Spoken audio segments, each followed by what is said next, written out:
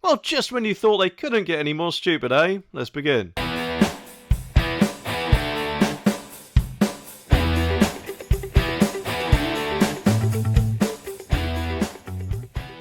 Of course, we've seen it on TV programmes for years. People getting in their cars and just telling it where to go, and then woof, there it goes. Admittedly, Teslas and a few other makes are probably trying to make that a little bit more closer than what it currently is. And whilst you would think, wouldn't you, that automation should just be able to happen automatically without having to change anything at all, because what's the point otherwise, eh? It does seem that a few scientists think it would be a brilliant idea if we change the traffic lights. But why? It's just absolutely mental, isn't it? They should fit in. They shouldn't have to be changed at all, because no doubt that would confuse a lot of drivers out there. But as the article says, his traffic lights could be getting a new colour, but why? Surely automated vehicles can actually see colours, because that, I'm sure, would be pretty much a big safety risk, eh, if it's hard to distinguish things on the road which might be a hazard. But anyway, red, amber and green traffic lights are pretty much the same the world over, and have been for more than a century. However, they could one day have a fourth colour added to help traffic flow around driverless vehicles. Scientists have proposed,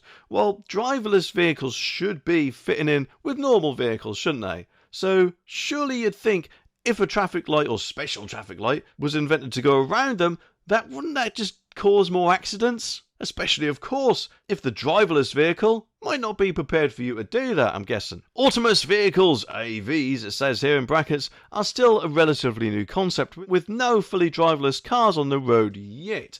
In California and in Arizona, self-driving taxi firm Waymo has come close, though, achieving what is known as SAE4. Other AVs, including Teslas, are also becoming popular. Now, that SAE4, apparently there is 5 or so levels of augmentation, with 5 being fully driverless, as far as I'm aware. And for it to come forth is quite close to that. But I'm guessing quite a lot of the time these tests are conducted in test environments, and therefore they are not counting on the bell end you see trying to test your brakes and then throwing a copy of the highway code in your face, because apparently since January last year they can now walk in front of your car if you're moving slowly. Well, that is nice, isn't it? Well, from what I've heard anyway. And it does also say here that self-driving vehicles are not currently allowed on UK roads, with the exception of a few trials, but that could soon be as 2026 under the Automated Vehicles Act. So from then on, I'm guessing there's going to be plenty of cars out there which will be improving on the adaptive cruise control and lane keep assist, and might not even require drivers to actually hold the steering wheel. Wouldn't that be a frightening thought, especially if my girlfriend's driving? And to be honest, you wouldn't really notice much difference. She was going to kill me for that. But anyway, apparently to make this happen sooner, engineers at the North Carolina State University are proposing white lights at traffic lights, which will allow self-driving cars to help with the traffic flow and let human drivers understand what's going on. Well, I don't know about you, but quite often when I'm driving, I do tend to, pay attention to the road around me. I mean, that is quite a basic requirement of driving, isn't it? That you have to look out for things. But I'm not looking at cars thinking, is that being drove by a human or using an assisted feature? I just pay attention to where it is and how it is actually driving. And I don't really see why we should have to adjust our way of driving for things which should, in theory, be trying to make things better and safer for us. But the computer driving the car and not a human being. And obviously computers do talk to each other, don't they?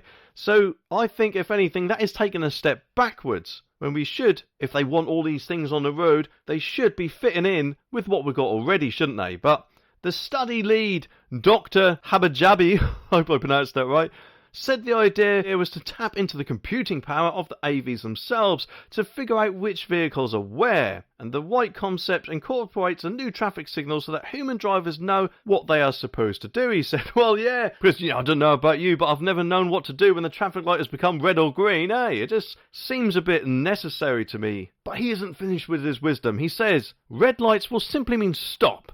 Green lights will mean go, kind of like what they do already. And the white lights will tell human drivers to simply follow the car in front of them. Well, that is kind of what a green light tells you to do, isn't it? Go, unless of course you can turn left or right. But what if you are sitting at the front of the traffic queue and there is no cars in front of you? Do you still go?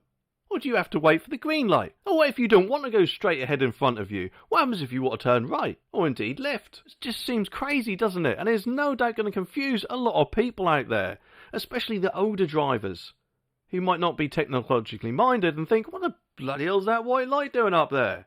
And may actually make them take their eyes off the road and hit one of these kamikaze pedestrians. So if anything, that seems a little bit unnecessary, and presumably he's intelligent because he's a doctor. However, I'm wondering if his brains are up his bum. But anyway, it carries on and says Dr. Habjabi, I'll never pronounce that, and his team, who publicised the paper in the Journal of Computer-Aided Civil and Infrastructure Engineering, created a series of computer simulations that helped visualise how the new traffic light system would work. The concept would see AVs communicate wirelessly with each other and computers which would control the traffic light signals.